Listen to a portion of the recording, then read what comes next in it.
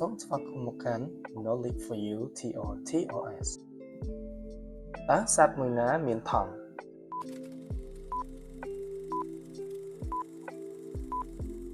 ចម្លើយដែលត្រឹមត្រូវគឺចម្លើយក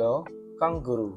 លោកអ្នកមួយចំនួនប្រហែលជាពុំបានដឹងរឿងរ៉ាវប្លែកៗមួយចំនួនអំពីសត្វកង់ហ្គូរូនោះឡើយទាំងនេះគឺជារឿងរ៉ាវប្លែកៗទាំង6អំពីសត្វកង់ហ្គូរូ1. កង់ហ្គូរូកើតកូនដោយគ្មានការជឿចាប់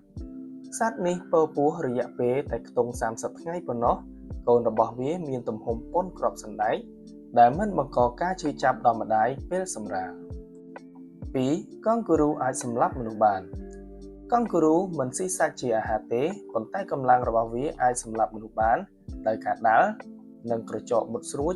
និងការលោតធាក់ 3. កង់ហ្គូរូមិនអាចដើរថយក្រោយបានទេ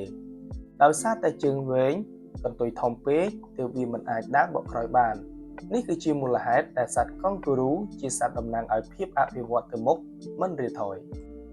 4. កង់ហ្គូរូញីអាចផ្អាកការពពោះបានកង់ហ្គូរូញីអាចផ្អាកការលូតលាស់របស់កូនក្នុងផ្ទៃ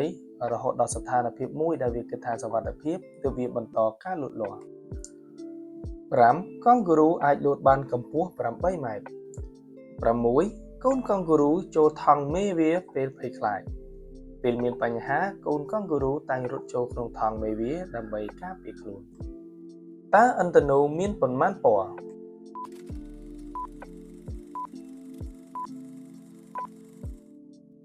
ចម្លើយដែលត្រឹមត្រូវគឺចម្លើយខ7ពណ៌តើពណ៌ខាងលើគេនៃឥន្ធនូគឺជាពណ៌អ្វី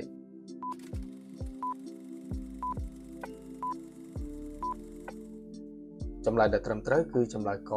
ពណ៌ក្រហមតើសរីរាង្គមួយណាដែលផលិតទឹកប្រមាណ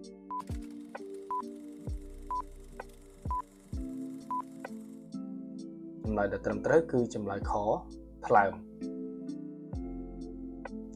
តើផ្លែឈើមួយណាដែលមានគ្រាប់នៅខាងក្រៅ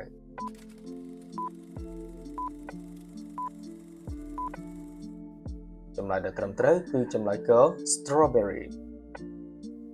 តើទឹកកកនៅសីតុណ្ហភាពប៉ុន្មានអង្សា Fahrenheit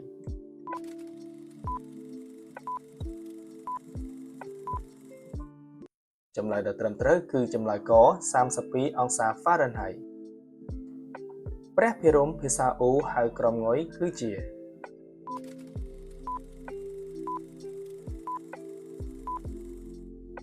ចម្លើយដែលត្រឹមត្រូវគឺចម្លើយកកវីនិពន្ធគុណសម្រាប់ការតាមដានទស្សនាសូមចុច Subscribe ដើម្បីទទួលបានវីដេអូថ្មីៗបន្ថែមទៀត